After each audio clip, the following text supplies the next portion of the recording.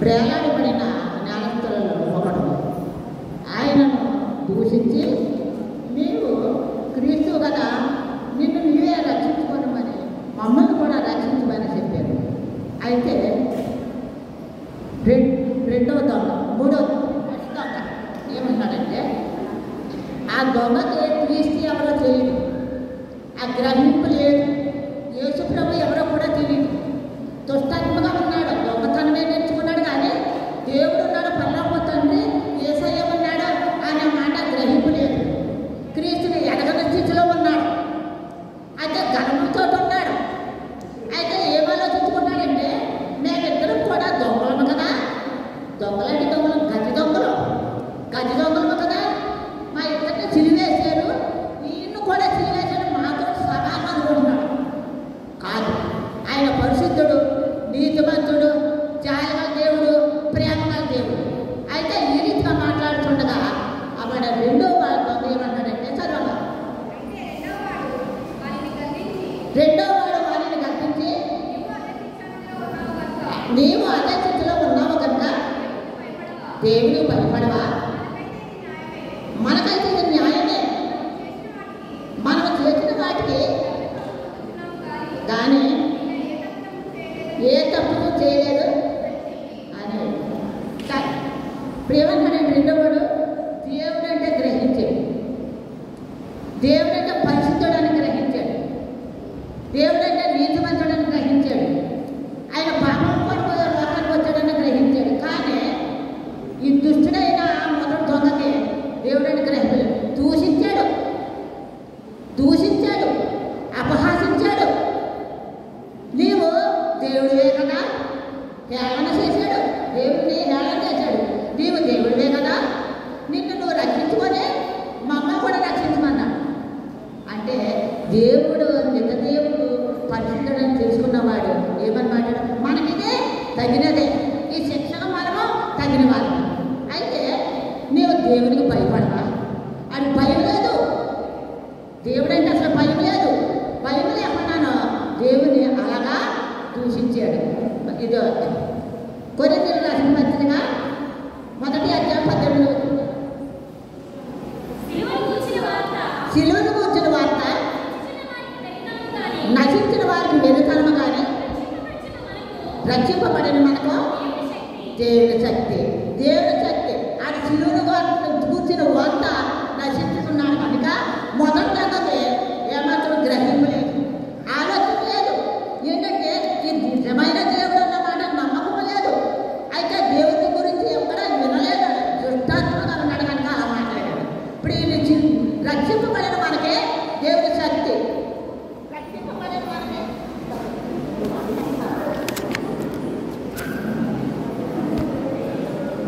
రక్షింపబడిన మనకే దేవుడి శక్తి అన్న సంగతి రెండో దాన్ని గ్రహించాడు.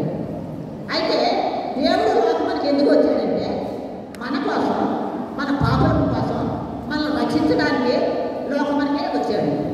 వచ్చిన తర్వాత 33 సంవత్సరాలు కూడా ఆయన లోకంలో తిరిగాడు, అనేక అద్భుత కార్యాలు చేశాడు, ఆయన సూచక్రియలు చేశాడు, చనిపోయిన వారిని లేపాడు, అనేక పూజలు చేశాడు. అయితే దేవుడు మరి ఆయన మరి లోకంలోకి వచ్చిన తర్వాత ఆయన అనేక కార్యం చేశాడు. అయితే రాత్రి మనం మరి తుల్యాల పండుగ. అయితే పస్కా పండుగ యేసయ్యకి లోకంలోకి వచ్చిన తర్వాత 12 మంది శిష్యులు ఏర్పరచుకున్నాడు. 12 మంది శిష్యులు కూడా ఆయన ఏ అద్భుత కార్యాలు చేసినా కానీ వాళ్ళు చూస్తూనే ఉన్నారు. ఈ 12 మందిలో ఒకడు ఇస్కరియోతు యోధ, వారికి డబ్బు సంధించారు, ఖజానాదారుడు. అయితే డబ్బు సంధిని ఇచ్చినప్పటికీ ఇంకా డబ్బు అంటే ఆశ తీరలేదు. ఆశ తీరకుండా మరి శాస్త్రులతోనూ, ప్రధాన యాజకులతోనూ, మరి పెద్దలతోనూ, భటులతోనూ వీరందరినీ కలిసి వాళ్ళతో మరి నేను వేసిన అమ్ముతాను, నాకు ఎంత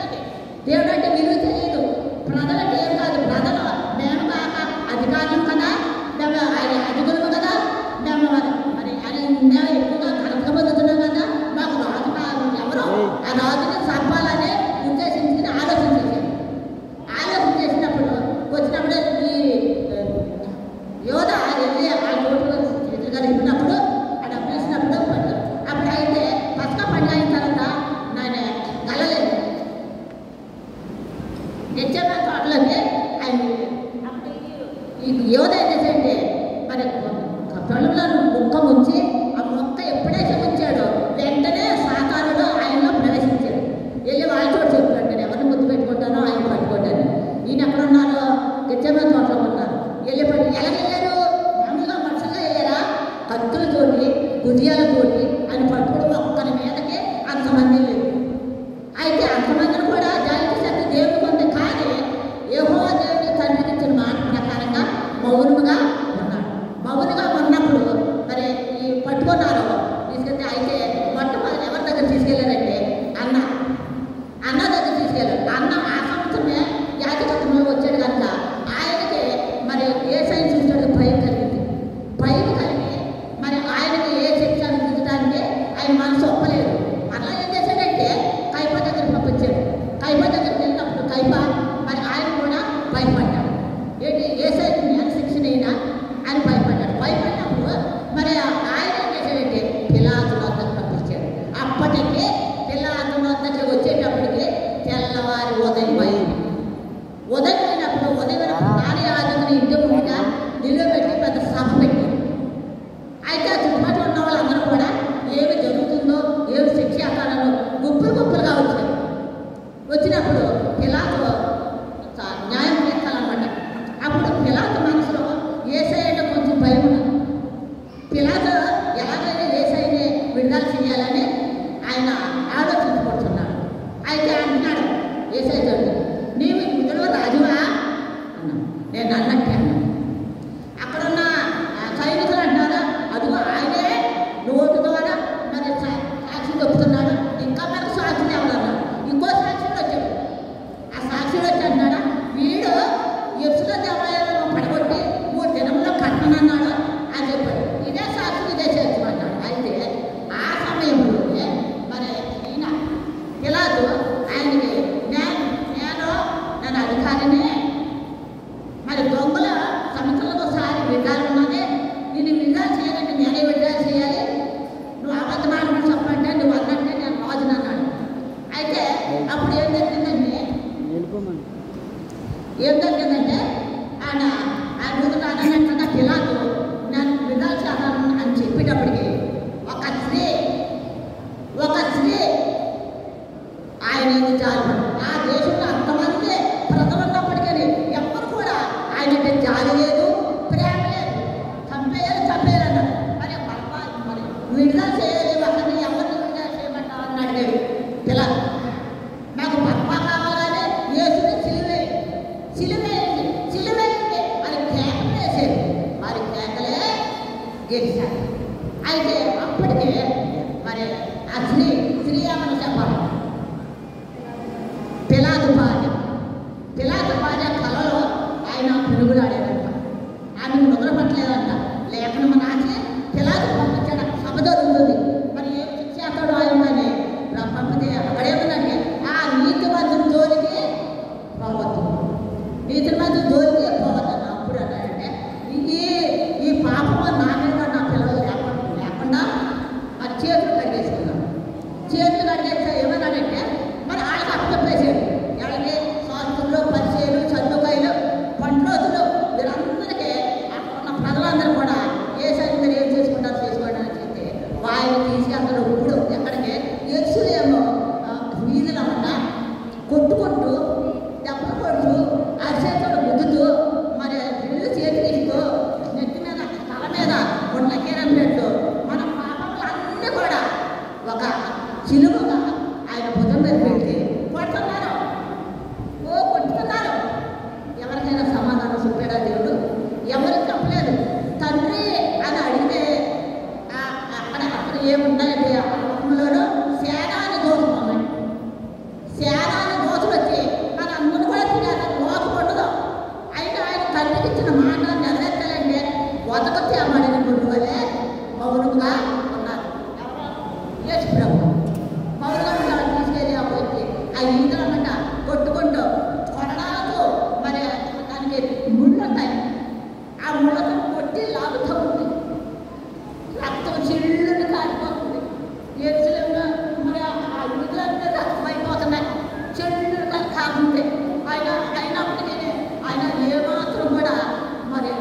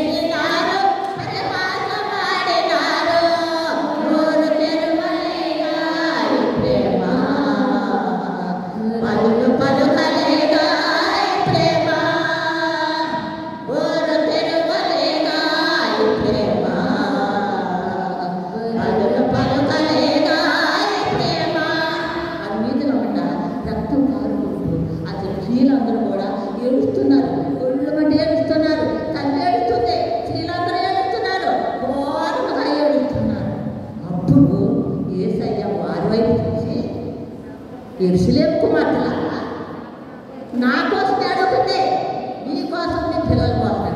ఎందుకు ఆ రోజు కాదు, కట్టించిన పిల్లల బ్రతుకులు ఎలా ఉంటాయో ఆయన మీకోసం కాదండి, మీ పిల్లల కోసం ఏడవన్నాను. అలాగంటూ కొట్టుకుంటా తీసుకుంటా కపాలనాబడిన స్థలమునకు గురుగు తప్పడానికి తీసుకెళ్ళాడు. అక్కడ పండుగ పెట్టి 5 గాయాలు పెట్టారు. 5 గాయాలు పెట్టారు. 5 మరి తీర్పులు జరిగాయి. 5 తీర్పులు జరిగినప్పుడు అక్కడ తీసుకెళ్ళి పెడితే ఇప్పుడు 39 లోకాసు వార్త 39 వేలాడబడిన నేరస్తులలో ఒకడు ఆయన దూషించి, నేను క్రీస్తువు కదా, నేను రక్షించుకొని మమ్మల్ని కూడా రక్షించమని చెప్పారు. అయితే రెండో వాడు దేవుడికి భయపడవా, మనకైతే న్యాయమే, చేసిన వాటిని తగిన ఫలం పొందుతున్నాము. కానీ ఈయన ఏదో గ్రహించాడు, రెండో దాన్ని గ్రహించాడు. ఆయన మనసే మంచిది, సమాధానమైన మనస, సాత్వికమైన మనస. దేవుడిని చూశాడు, చూసి మీరేమి చేస్తున్నారో మీరు ఎరుగురని మాట విన్నాడు. రెండో దొంగ విన్నాడు, కట్టు పెట్టుకున్నాడు. ఎందుకంటే దేవుడిని ఇలా చూసేస్తున్నాడని అసలు కట్టేస్తున్నాడు. అయితే చదవండి. ఆయనను చూసి యేసు దేవుని రాజ్యంలో వచ్చినప్పుడు నాన్న ధ్యానం చేసుకున్నాము. ఎవరికి చూశాడు? సిలువ. యేసయ్యకు చూశాడు, సిలువకు చేశాడు.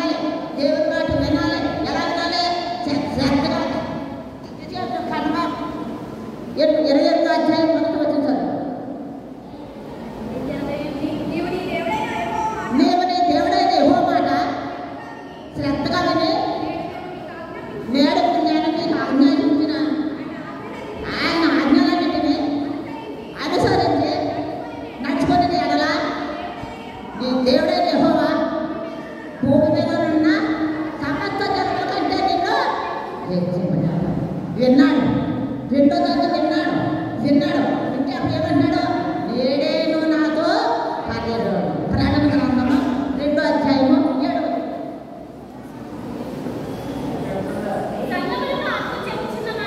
సంగములకు ఆత్మ చెబుతున్న మాట చెవి గలవాడు వినుగా కాదండి. చెవు గలవాడు వినుగా కాక.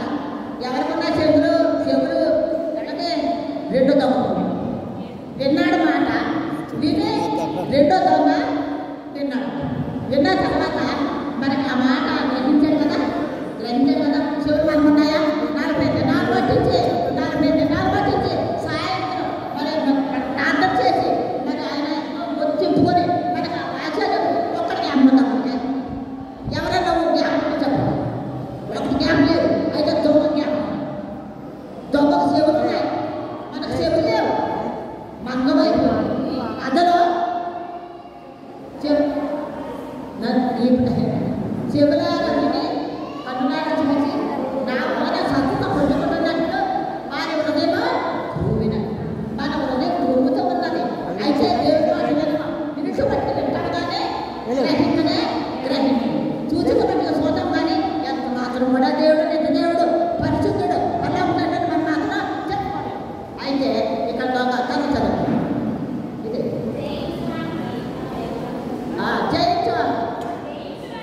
జయించు వారికి పరదేశంలో ఉన్న జీవవృక్ష ఫలమున చెప్పనిద్దును. జీవవృక్ష ఫలం దేవుని మాట విన్నాడు కూడా, మరి మొదటి విన్నాడా? ఒక మాట్లాడిపోయాడు. అయితే ఆ మాట ఎవరైనా నేనే నువ్వు నాతో పరదేశం తర్వాత నీవు జీవవృక్ష ఫలమున పూజించాడు. ఆయన జీవవృక్ష ఫలం పూజిస్తాడు. అలాగే రెండో ధర్మ మనసు కలిగి మరి మనందరం కూడా ఆయన చెప్పిన మాట విని జ్ఞాపకం తెచ్చుకోమని అంటారు. ఏమంటారంటే మీరు జవాబు చెప్పాలంటారు. వింటున్నట్టుగా విన్నాం కానీ గ్రహించలేదు, తెలుసుకోలేము. అయితే మనం తెలుసుకోలేము. మరి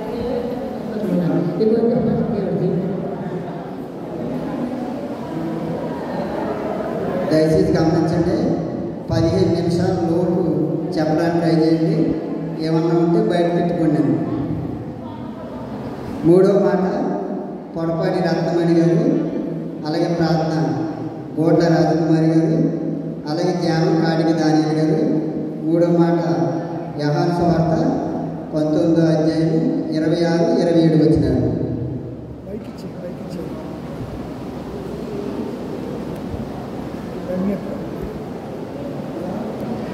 ప్రార్థన చేసుకున్న వెంటనే మాట కోసమే ప్రార్థన చేయాలి. ఏదైతే దానికి సందర్భం చాలాసార్లు చెప్తూ ఉంటారు మీకు.